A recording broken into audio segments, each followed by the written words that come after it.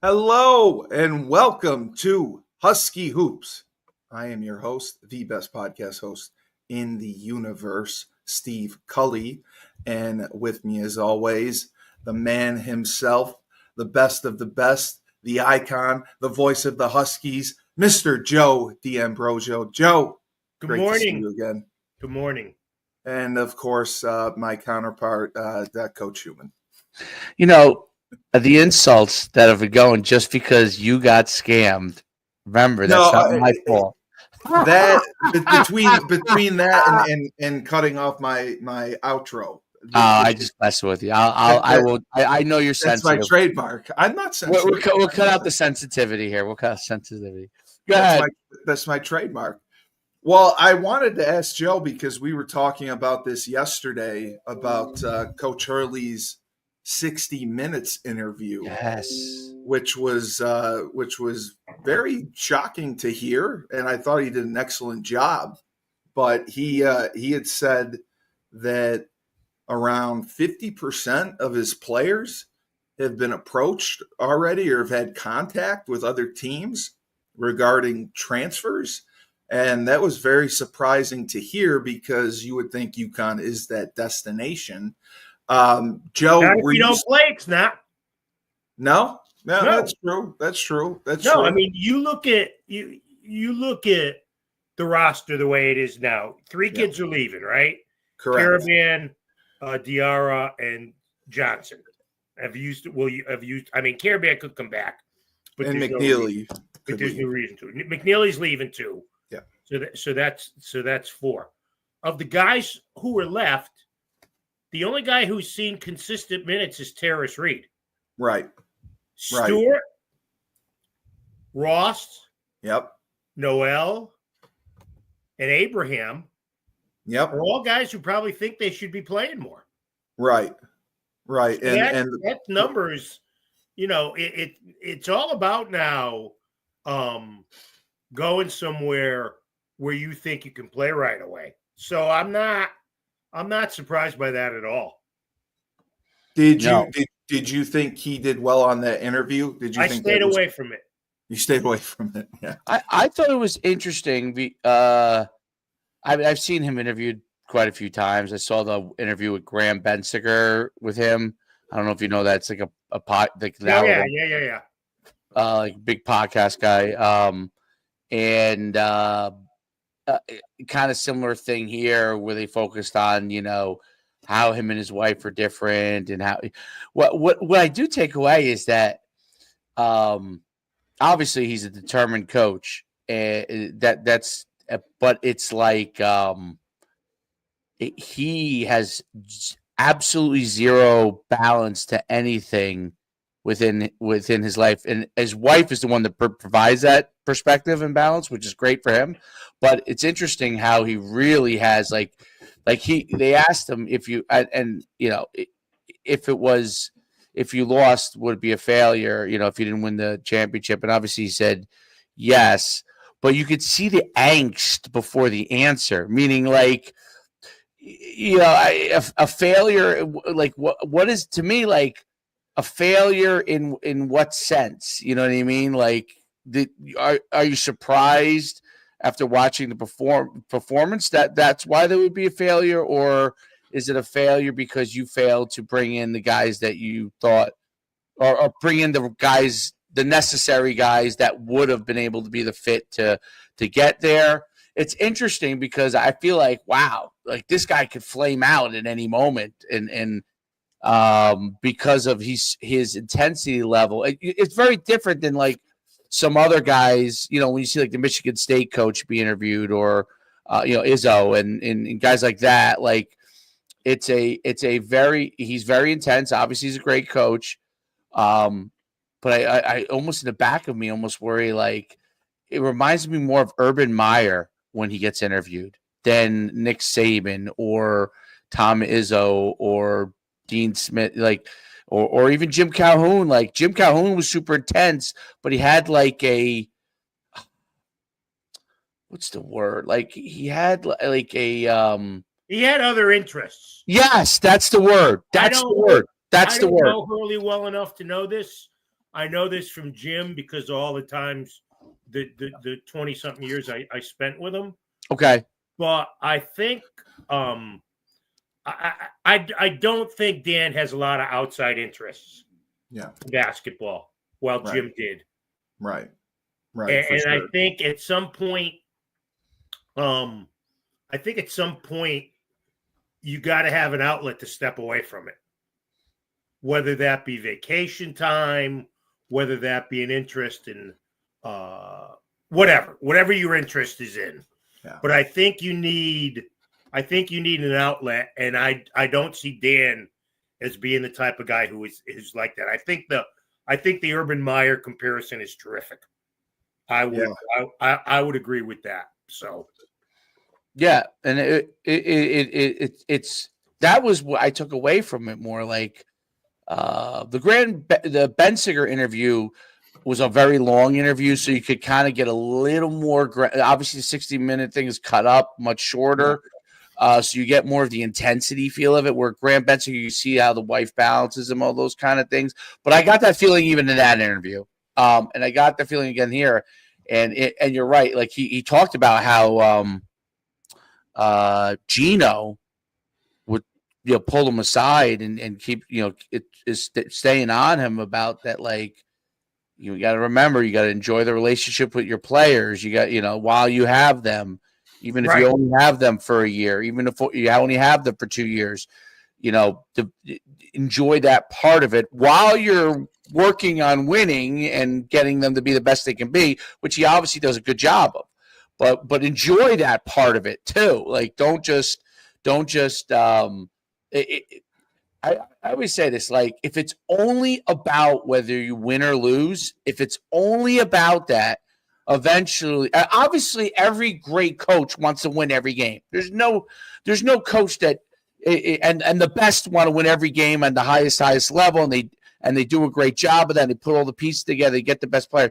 But ultimately, if it's only about winning or losing, and that's what dictates in your mind whether you succeed or not in life, you're going to be in a really, really high stress situation because there are going to be times when you don't put together, as great a coach as he is, the exact right roster, and it may not work out, which is what Gino basically said. Like, obviously, Gino's won more championships than anybody, and he said, eventually you're going to lose. You're going to lose championships. It's not going to teach you how it is. Right. It's not going to. I guess he really gave him that lesson after the Maui disaster. Yes, that's what they said. Yeah. I read that on CT Insider this morning. And look, that's the truth. You're not going to win every year. And if you're just in it to win championships, then you shouldn't be in it. No. The championships is one part, but cultivating that bond with the players, as harsh as Jim could be with guys, it was all a family type of atmosphere. Yep. No matter who the player was. And you see guys come back now and get honored during the game. Rudy Gay was there was honored at the Marquette game, and we've seen other guys come back. I know Emeka was at the Seton Hall game. Seton Hall, yeah. Because they had him on the telecast. Yes, I heard that, yeah. With Tim and Donnie. So I just think that, and again, I didn't want to watch the interview, and the Rangers were playing, so A and B equaled C.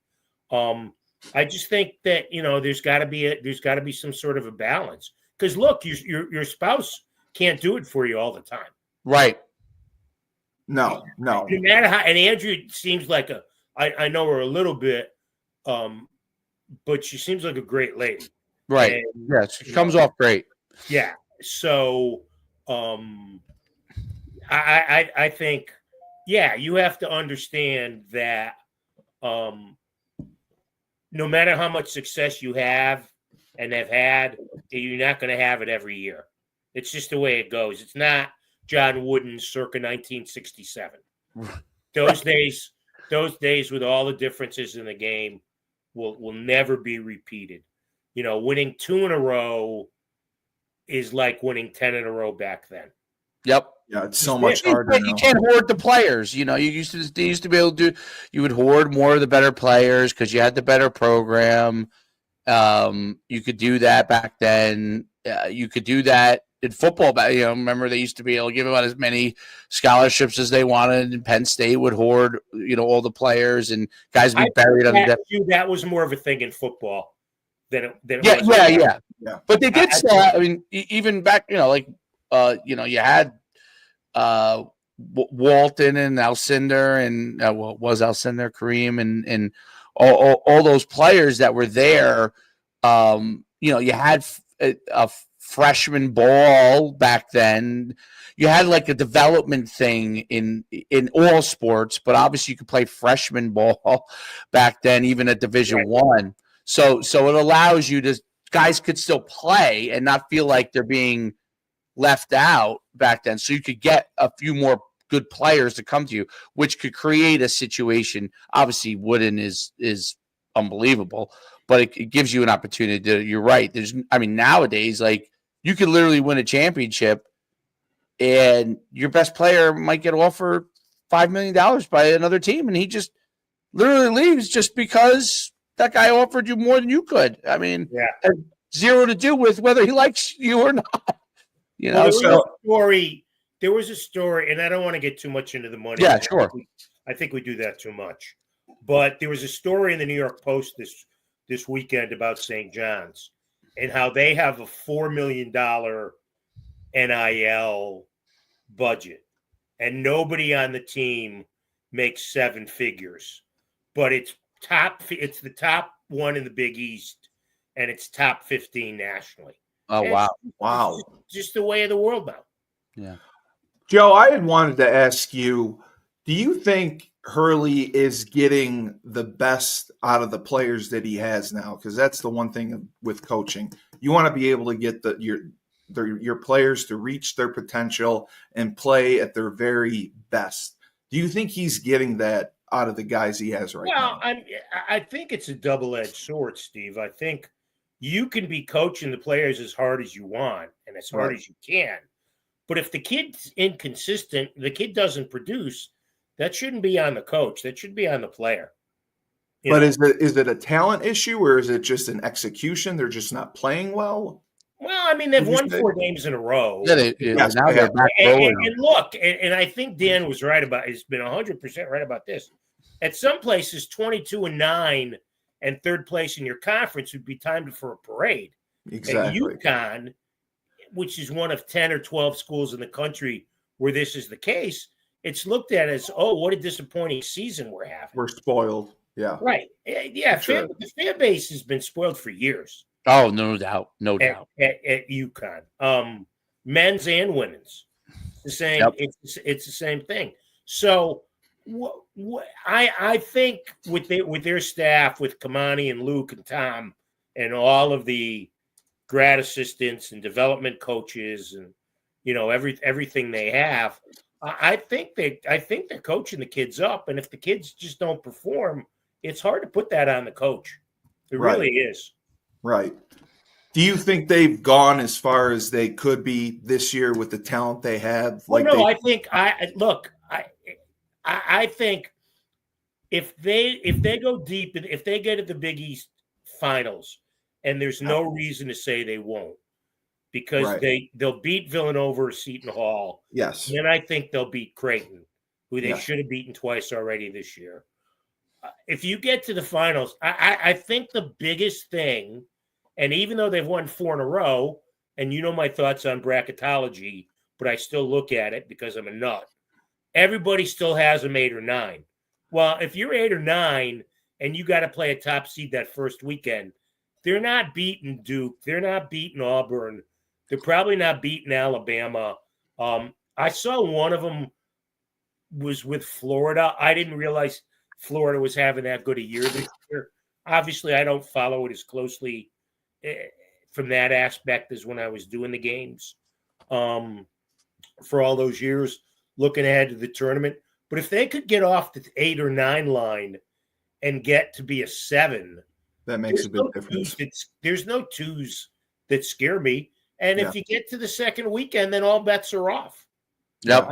I think getting off that 8 or 9 line will be important. Now, 9 losses, and some of those losses, Seton Hall, Villanova, whoever The Dayton, Maui, the ones right. they lost in Maui. Colorado. Two of the 3 in Maui. Memphis wasn't a horrible loss, even though it seemed like the end of the world at the time. I think the other 2 losses there were bad. But if they could be a 7 seed, I don't think they'll go any higher than that. Then stay away from the number 1 the first weekend, and then you roll the dice. And then they have a chance. Was Abraham, he was the true freshman that they brought in, right? So was Ahmad Noel. And Noel was, okay. They only brought and McNeely. They brought in 3 freshmen. McNeely was a freshman, that's right. Okay. Yeah. And then they had brought in the transfer with Reed and Mahaney. Right. Those were the 5. Okay. Right. So they potentially could have to replace 5 guys again. Do you think that they would go into the portal again to replace them, or do you think that? Oh, absolutely. Well, you got supposedly the 4 freshmen they have coming in are a top 10 recruiting class, but those high school rankings are the same as 10-day forecasts and mock drafts. Right. But the potential is there. I think, every coach now looks at the fact that you've got to bring some sort of experience in to work with the younger guys. So I think that's something that they will go back to the portal. And I think a lot of it depends on how many guys leave. Right. Maybe none leave. Yeah. I talk about, well, I think this guy's looking at this guy. Maybe they don't leave. We don't know what's inside the kid's head. And more importantly, we don't know what's getting put inside the kid's head. If you've got your advisor is telling you, oh, that's bullshit, you could be playing 20 minutes, 25 minutes a game at school X, then I don't even know if the money's that big of a deal. I think the opportunity to play is what comes into being more so than how much money you're going to make. Well, because the opportunity to play eventually is going to lead to more money, right? Exactly. Yeah, that's what I was thinking.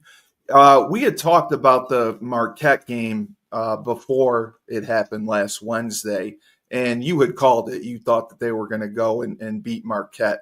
What did you think of that game? I was there. It was a great game. Yeah. Marquette. When you play Marquette, they're kind of, I don't know how to say this respectfully, because Shaka Smart's a really good head coach, but at times they almost look uncoached.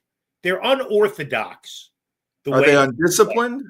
No, I don't know. I don't think undisciplined, but they're unorthodox. He's kind of a free-flowing type of coach. So what UConn decided to do in that game defensively was keep them from banging down threes, and they did. Conversely, right, Marquette got to the rim a lot and had a lot of layups. But UConn had 19 offensive rebounds, which is an obscene total. Of course, means you're missing quite a few shots. But they had 19 offensive rebounds. And Caravan is starting to play the way everybody had hoped he would play from the beginning of the year on. Yes. He's starting to care. Now, McNeely is in a bit of a shooting slump. So hopefully this time off between Seton Hall and Thursday night at 9:30 will get him back on track. Because for them to go anywhere, he's got to be as good a freshman as there is in the country. He's got to be as good as Cooper Flagg or Ace Bailey or the other kids at Rutgers or the kid at Georgetown who was hurt. McNeely's got to be that guy. But no, the Marquette game, I thought, and they played well when push came to shove down the stretch. And again, that's a quality that you need when you get into postseason play. And it was good to see Johnson have a double-double. He played a little bit better than he has been as of late. Reed didn't play as much that game, I believe. Well, I think that's the beauty of having two guys You guys. who Yeah. kind of complement. If one guy's not playing, if there was a period where Sampson wasn't playing well and Reed played extremely well, that's why he's Big East sixth man of the year. But the last couple games, Reed hasn't played as well, but Johnson in both the Marquette and the Seton Hall games has played extremely well. And again, I've preached this since we started doing this. Yeah. If you get certain numbers out of that center position, it doesn't matter who's giving it to you.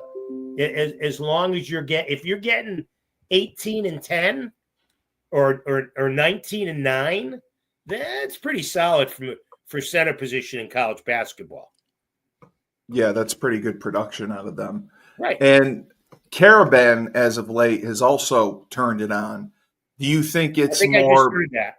I know, because I was going to say, do you think it's because it's getting closer to tournament time that he's putting more on his shoulders? No. He's put everything on his shoulders. He has. Year. I just think he was in a shooting slump. I think I think it weighed heavily on him.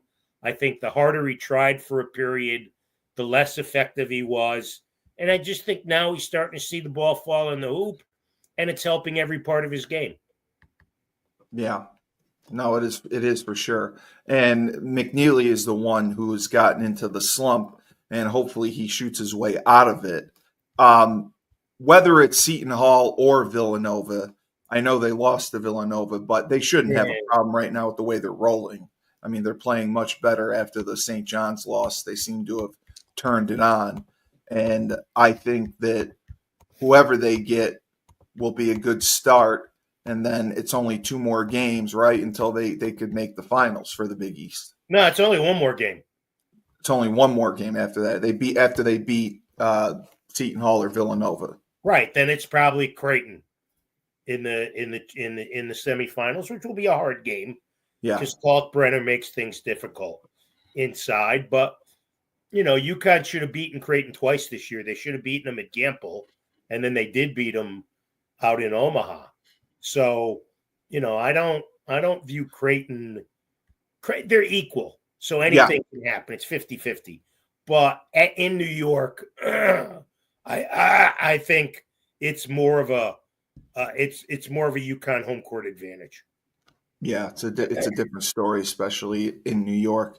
I didn't even know Talik Brown was coaching at St. John's. I was surprised to see that. Has he been there a while? Couple of years, and he was with Pitino at Iona when he left the UConn staff. He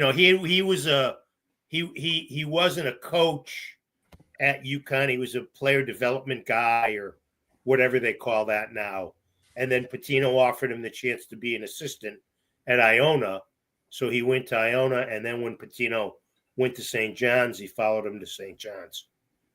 There she is. How are you, Maria? What's up, guys? How are you? What's up? Hello. Oh, just fantastic. Just fantastic. Did you get a chance to see the women's tournament at all this weekend?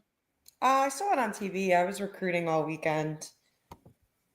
What were your thoughts? I mean, they just look spectacular and took care of business like they should have. Yeah, I mean, I watched the game, most of the game last night. I got to be honest. It's like, I know we've talked about the Big East and how bad it is, but a championship game just shouldn't be that lopsided, in my opinion. But I thought they looked really good. I thought AZ shot the ball well. Paige played great. Sarah was awesome. They were just flying on all cylinders as predicted. I think they're playing the best basketball I've seen them play all year, which is encouraging going into the tournament. I think we also talked last week, like defensively, they're just they're next gear right now. I haven't seen this intensity on the defensive end in a really long time. So I'm excited for Selection Sunday. But went as I thought it would. The only surprise I think I saw was that Xavier won a first-round game and almost won a second-round game in the Big East tournament. But besides that, it's pretty standard. And they'll obviously end up in the East. Where is the first There's no round? East. Yeah, There's no East. What is it called now? Well, they play in two places. They play in Birmingham and they play in Seattle. And Oh, each wow. one of those areas have two regionals, Okay. which I think is just the stupidest thing of all time. I didn't Yeah, know that's that. I didn't know they changed that. Well, it's been that way for 2 years. Oh, okay. So Um, is it a cost cutting measure that they do sure it it that is. way? Yep. Oh, okay. Okay. So everyone plays in two places, Yep. and then they You play your home court if you're one of the top 16 seeds for the first two games. And then you're either in the Birmingham region. There's Birmingham one. The way it goes now is it's Birmingham Region 1, Spokane Region 2, Spokane Region 3, Birmingham Region 4. wow, those are odd choices to put the tournament at. Do you think that they'll still be able to draw fans that far west and south? I mean, Uconn fans? I mean, overall in general. Well, I don't know, Maria. What do you think? I mean, they have the last 2 years. Yeah. They have, okay. So I mean, I don't see why not, especially because people know now that that's the structure of it. Yeah. I hate it. I liked when, you had the four different regionals in different places. I thought more places in the country got exposure to it, which was really good. That's just my preference. This I also, almost seems like small time, Yeah. Maria. You know? yeah. And like having to go out to Washington for regionals is just crazy to me. But Yeah, that's a long way to travel. yeah, Um, I miss when they did it like the set. Like we had regionals. I think it was oh gosh, no, my senior year regionals. We had the first round in Bridgeport my senior year, and regionals was at the Civic Center. I think the year after that, my fifth year, regionals was in Bridgeport. A couple of years ago, regionals was in Bridgeport too. Didn't you play in Pittsburgh too? Wasn't there a Pittsburgh? Pittsburgh was my sophomore year. That was sophomore year. Yeah, and I think it was yeah, Milwaukee. No, you know what? Pittsburgh was my freshman year. Milwaukee was my sophomore year, and I only remember that because Ray Allen took our whole team out to this place called the Velvet Room because he was still with Milwaukee back then. And it was really cool. And I remember he had an Escalade parked out front, and his license plate said Jesus. That was his payment for doing the movie He Got Game. oh, that was a classic. That was one of Yeah. my favorites. He Got Game. Okay. Wow, I didn't know that it was structured that way. So there's nothing really in the Northeast. It's going to be in the South and in the West for the Well, entire. we'll have first and second round Okay. at Gamble, I believe, right, Joe? Yes. Yeah. So Oh, okay. those top 16 teams, so you figure the 1 and 2 seed in every region, right? Or even Yeah. more than that. The top 4 seeds in every bracket will get their first 2 games at their home court. Right. Got it. Okay. Right. Misunderstood that. And Joe, where do you think the men will end up depending on how the Big East tournament goes? What do you mean by The North, South, East, West? Oh, I don't whatever. think I think it depends where they're seated. I think that's the whole. Yeah. I think that's the whole thing. I mean, the problem's going to be if you're an 8 or a 9 seed, then you play closer to the number 1 seed's place, and there's regionals. They say that the Joe Lenardi's bracketology has Auburn playing in Lexington, SEC, Duke playing in Raleigh, which seemed to happen all the time.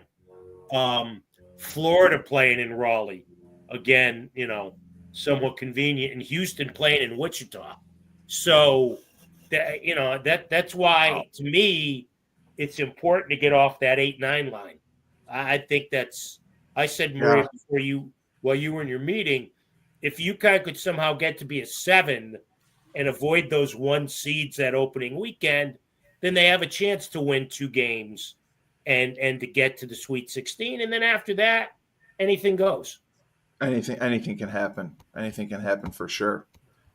Who do you think is the biggest player that needs to step up? I mean, is it McNeely that has to get his scoring back? Is it Caravan that has to stay hot?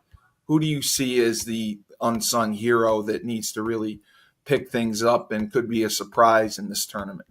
Well, I don't think it's unsung hero. I think the person who's got to step up is Hassan Diarra because of the lack of depth at the point guard position. He doesn't trust Mahaney, nor should he. He doesn't trust Noel because he didn't play him a lot early. I think Diarra's got to be the engine. He's got to be smart. He can't dribble out the shot clock. He can't take bad shots, and he can't get in foul trouble. I think we know what we're going to get from everybody else. I think Caravan has started to play, as I said, like we expected him. I think Ball has been really consistent. I think the centers are 19 and 9 combined per game.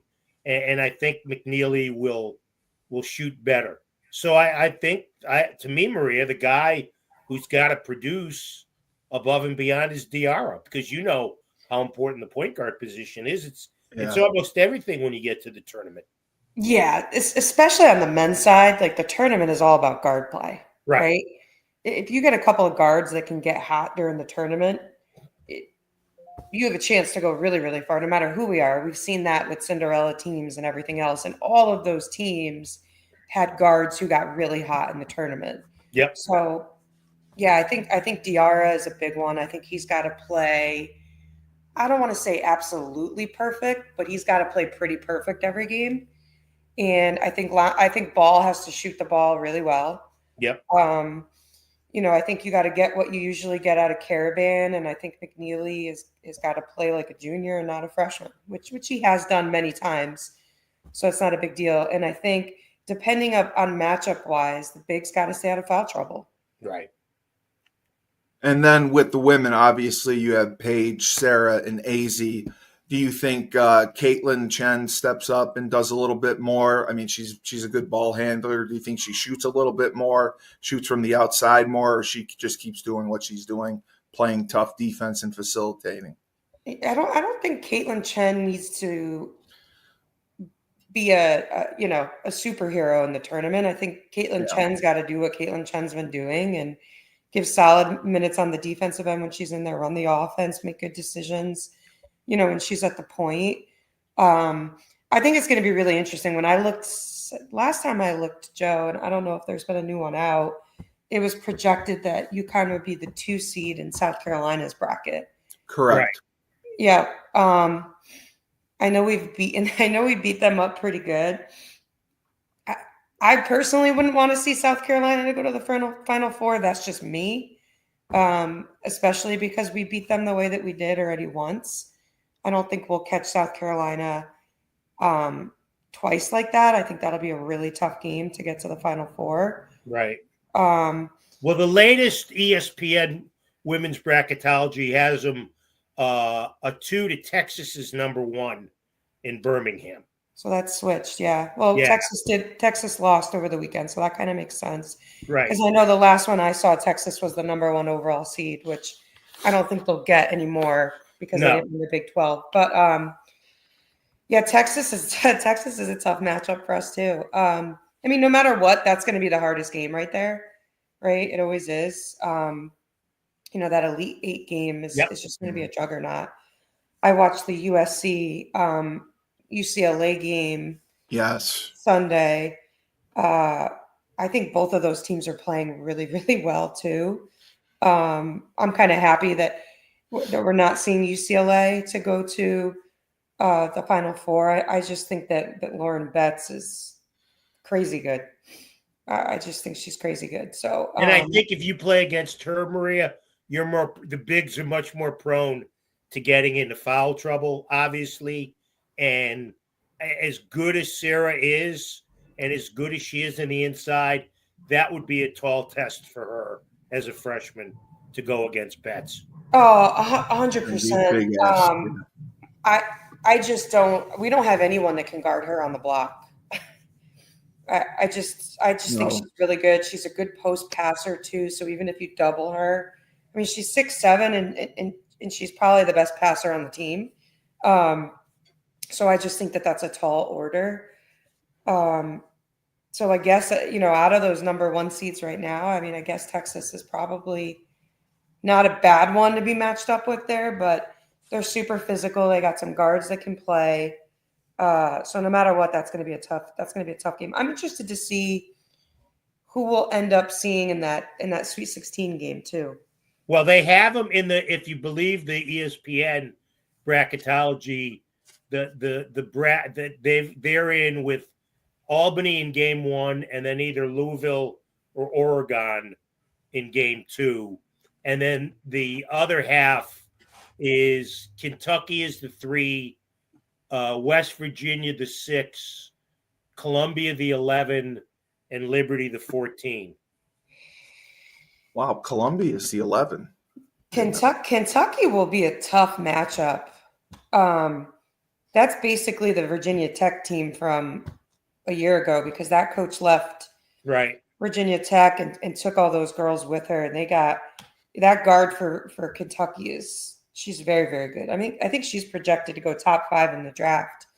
So again, you're talking about if a guard gets really hot, you get some people that like they could shoot the ball. So that's, I always look at stuff like that because the 3 ball is so big in the tournament. Yeah. So I think that Kentucky game, it doesn't worry me. I think we're better than them. But I think that'll be a tough Sweet 16 game for us. Well, and the other thing too is that, I mean, you want your Sweet 16 game, it's going to be tough, but you don't want to have to expend so much energy in that game. You got nothing in the tank for 48 hours later. Yep. Yeah, spot on. And crazy statistic, right? I said this last night when I was watching the game. The Ivy League is going to get more teams in this year than the Big East. It's crazy.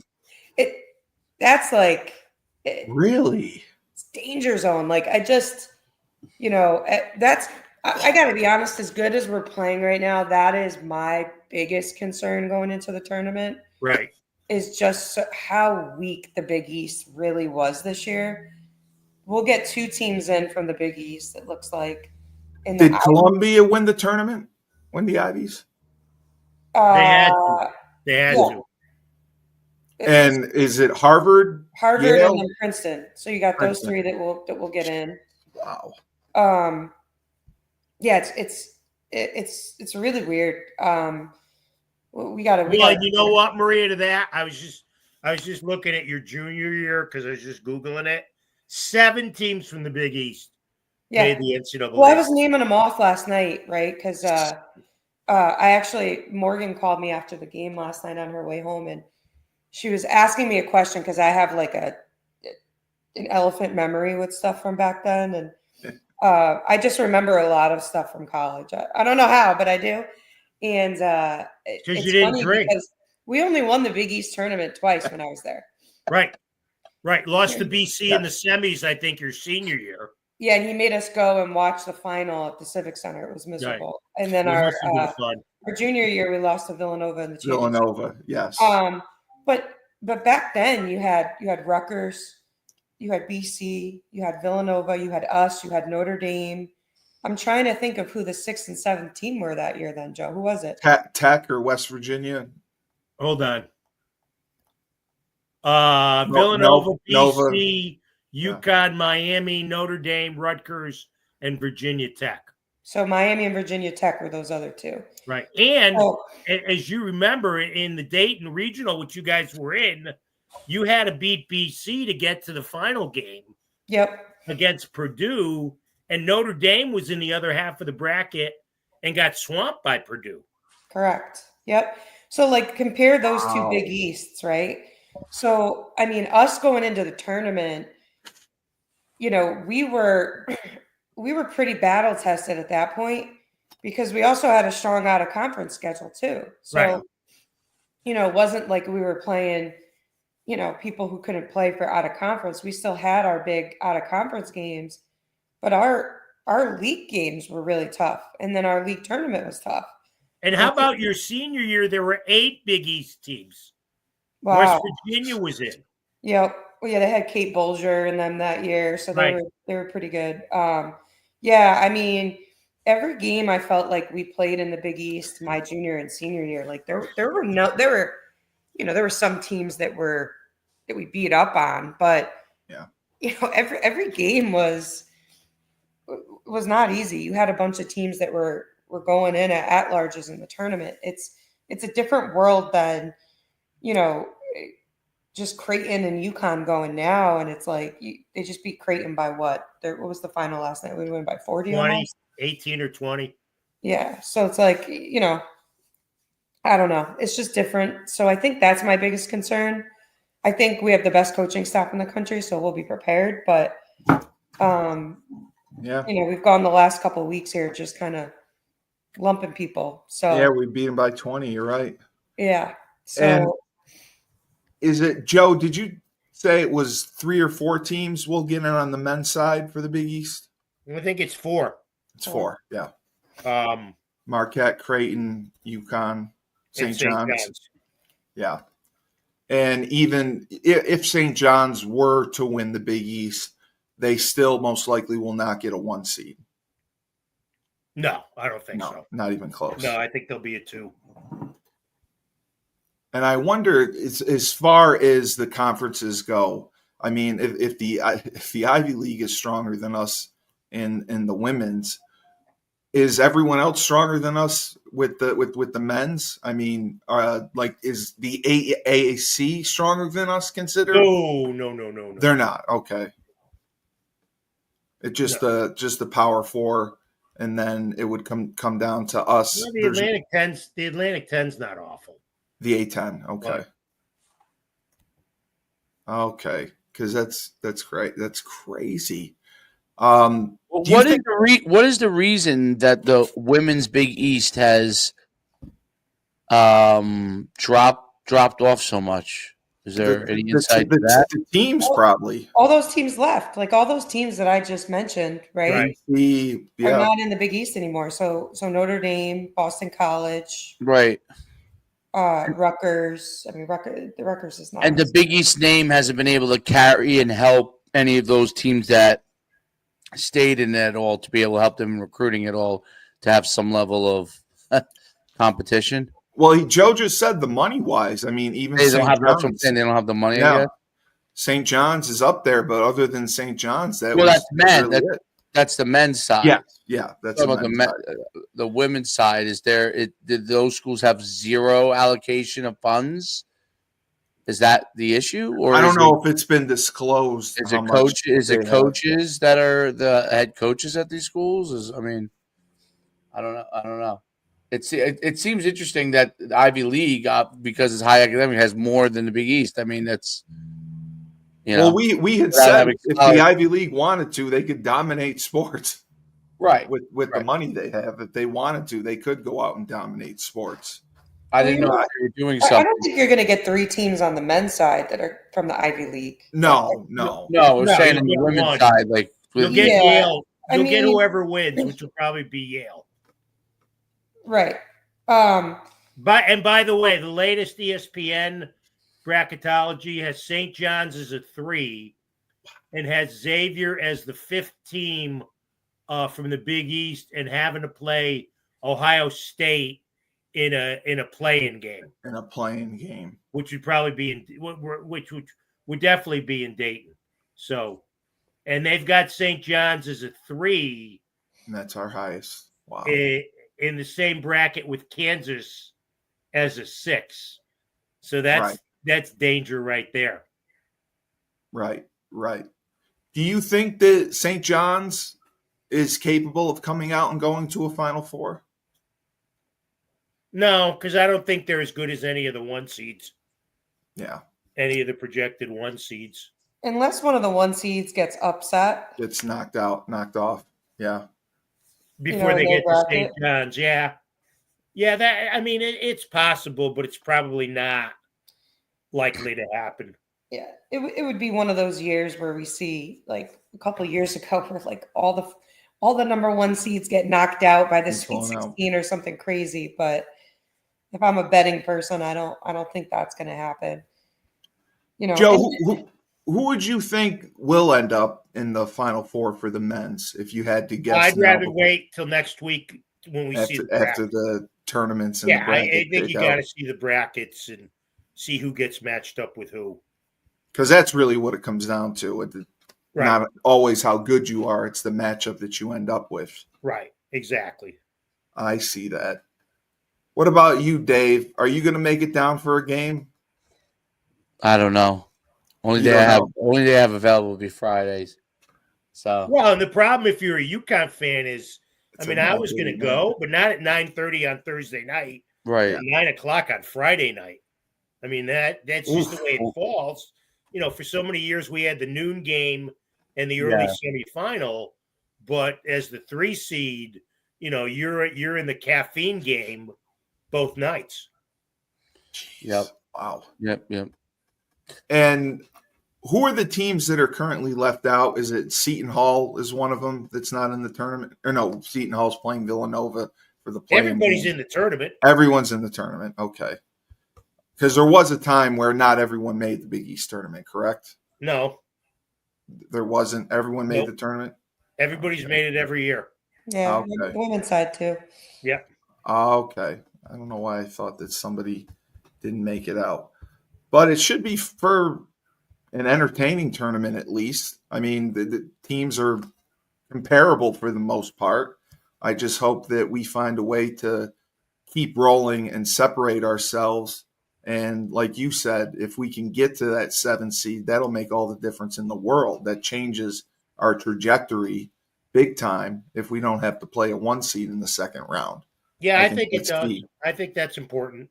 I think that's I mean, very, not to very say key. that they can't lose to a Tennessee or a Michigan State or whoever else is projected as a 2 seed, but Right. I think that path is a little It's a little easier. smoother. Right.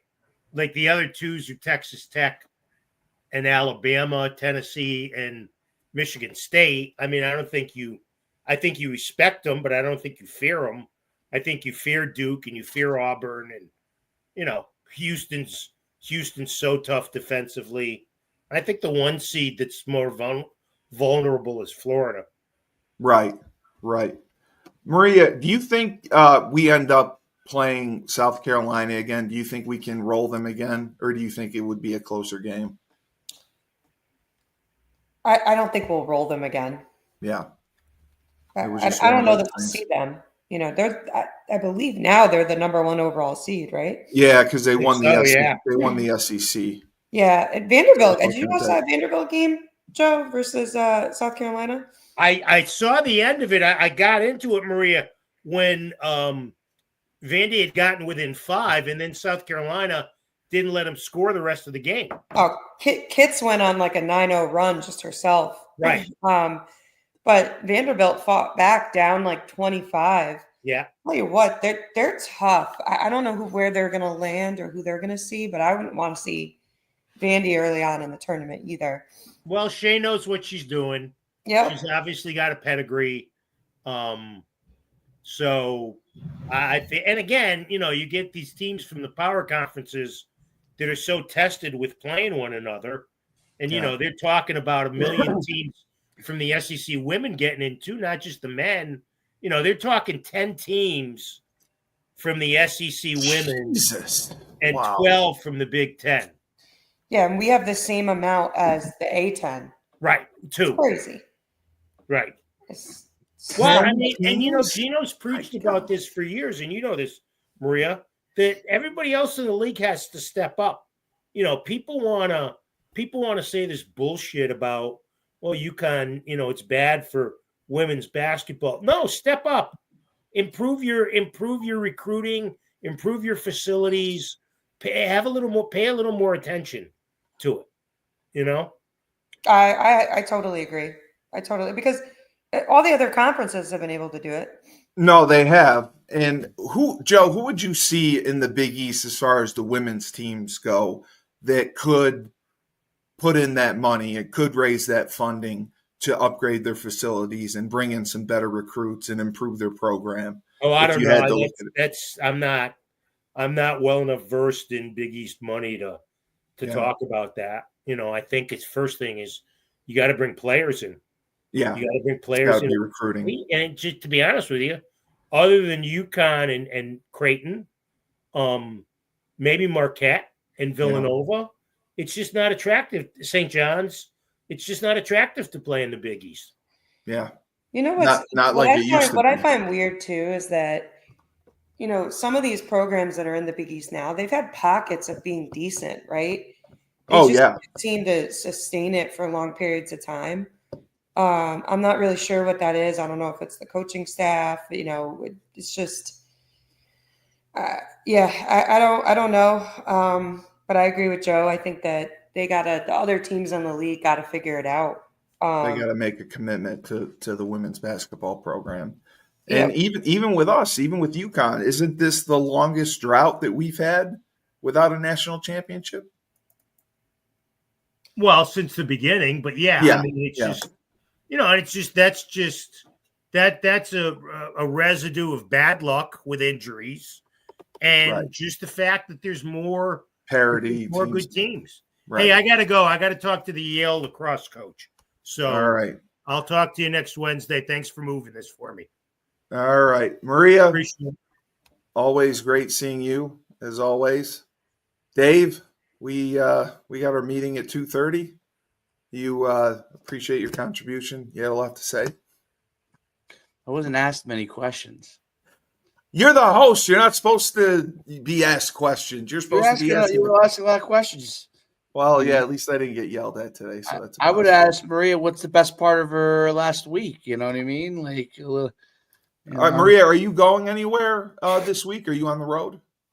Yeah, I'm. This weekend I was in Massachusetts recruiting. This weekend I'll probably be up at Mohegan Sun because it's all the state championship games for Connecticut this weekend. So, you know, we have some good players in New York. You might want to come see. Oh yeah, we've been in New York too, but New York's funny. They're like done with their championships already. Yeah, we are. They play earlier, so Connecticut's actually one of the later ones. Yeah, so we are done. No, I was just trying to get an excuse to get you up here. That's all. Yeah. Good luck with that. Yeah. No, I told Maria I got to get her to come to the Adirondacks to our lake house. Yeah, that'll do. Weekend in the summer. That'll Dave, you too. Your kid would love invited? it. Yeah, you're invited. No, we're in the Adirondack Mountains. You can come and I love take a long weekend when you're done with your camp circuit. We're right on the water. We'll go out in the boat. What town in Adirondacks? It's Old Forge, New York. It's north of Utica. Yeah. I'm just not allowed to drive the boat. That's the only thing. I fish. I don't drive the boat. That's all.